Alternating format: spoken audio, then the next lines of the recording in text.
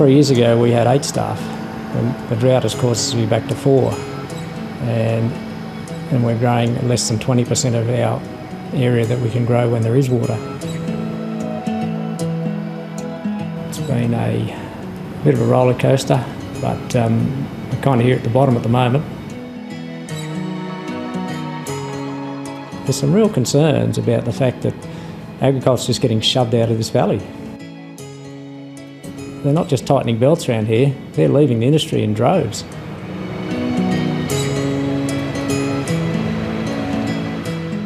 As one of the biggest irrigators and agricultural producers in the region north of Boggabri, New South Wales, Andrew Watson says he's being muscled out by a new competitor. The yield here is drought affected. So the drought's obviously had a big impact on your water availability, but you're saying it's more than just the drought? Historically, we've been able to get into the temporary market and buy water in a drought to be able to grow 10 times the yield of what we're doing this year. So the impact of a large player in the market when they weren't traditionally meant to be in there has been very dramatic on a lot of our crops. And that's the mines? And that's the mines.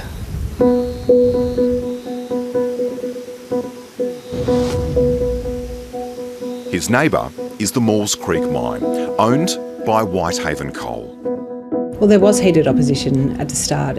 It was approved with conditions that said the mine must ensure compliance with the water legislation and it must have all the water licences that it needs to undertake its operations. And if it doesn't, then it must adjust its operations. So the main source of water that the mine was to rely on for its operations was a 3,000 megalitre water licence from the Namoy River, and that was a high security licence.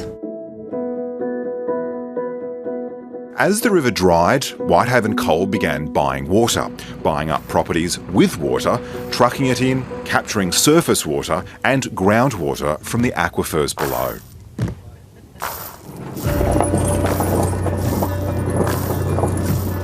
Local farmer and member of a grassroots group affiliated with Lock the Gate, Sally Hunter, says Whitehaven Coal's thirst for water is putting more pressure on people like her.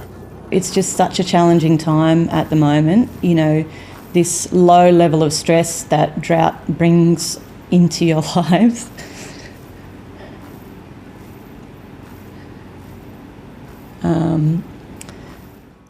This mine is taking a lot more water than it was ever intended to take.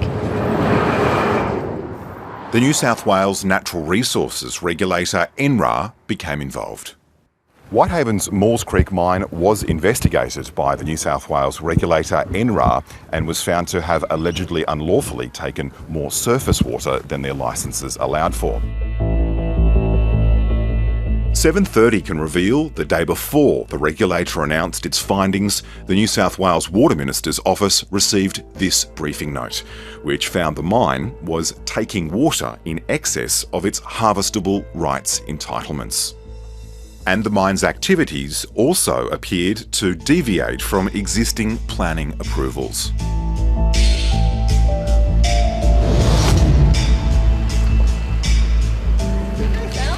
How you going, Dave? Right, what have you been up to? Oh, baling a bit of hay. Yeah. Loading hay, you? Yeah, good to see you all here. So today a few of our local irrigators are coming together. They look around and they see a mine that's still operating at full capacity and that's seeking to grow and expand and have more mines in the region. And you know, we're at a crisis point with our water. You know, the disturbance to the land is obviously what drives the water into these captured areas. Whitehaven Coal says it's not a big water user. That mining accounts for just 1.5% of all water used in New South Wales. But these farmers say they're being dramatically outbid for water at auction. This is what we're paying for temporary water, i.e. a one-off purchase of some water to use once. This is what the mines can afford to pay.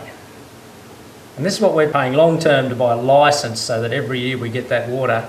This is about what we can afford to pay. This is what the mines have recently paid.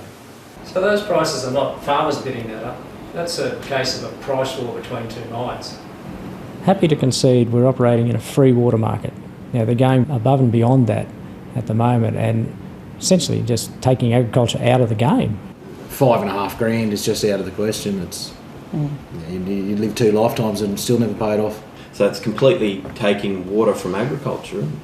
We can't compete on that market. And the frightening thing is that there's still more expansions to come. You know, we're going to see more mining activity.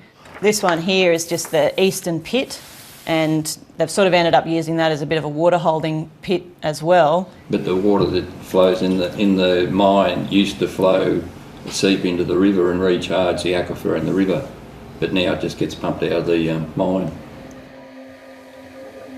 The mine didn't build the high wall dams it was meant to, which capture clean water runoff from rainfall and surface water runoff. They then didn't divert that water, clean water, around the mine site to be released back into the environment. They instead used that water in its mine operations without having the correct water licences. And they did all this in reliance on an exemption in the legislation that was meant to be for agricultural users for domestic and stock purposes.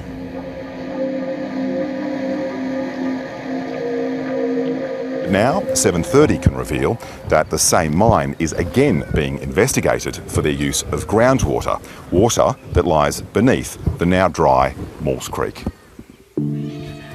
Even the weeds are nearly dead. All these bulrushes are all gone. Yeah, not much of them left, is there? Brothers Phil and Rick Laird farm the land close to Maules Creek. Yeah, well, that's right. They say their groundwater has run dry. This was a lot shallower. I think a lot of the water that we've lost has ended up in the pit, and it's been used for coal washing and ultimately exported along with the coal.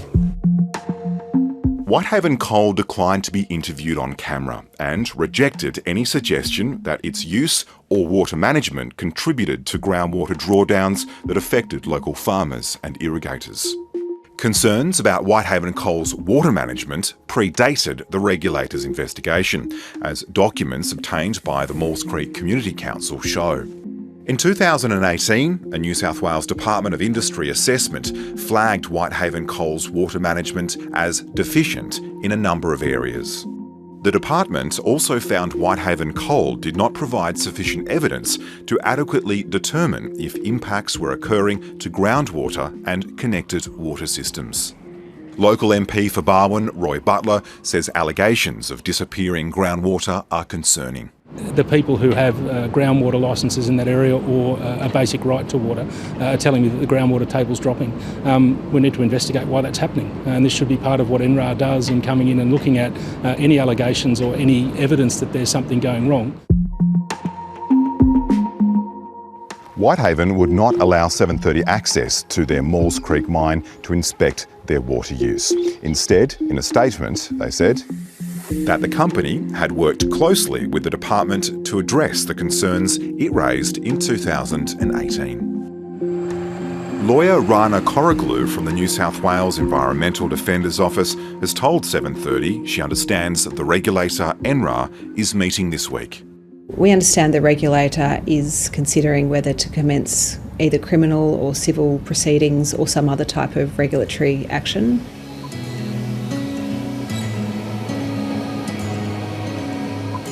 The outcomes of using water which we could grow food and fibre and fodder is just being used to water down roads and wash coal.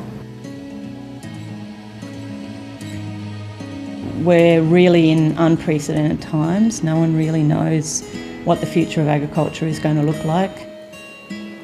Either way, we are in uncharted waters.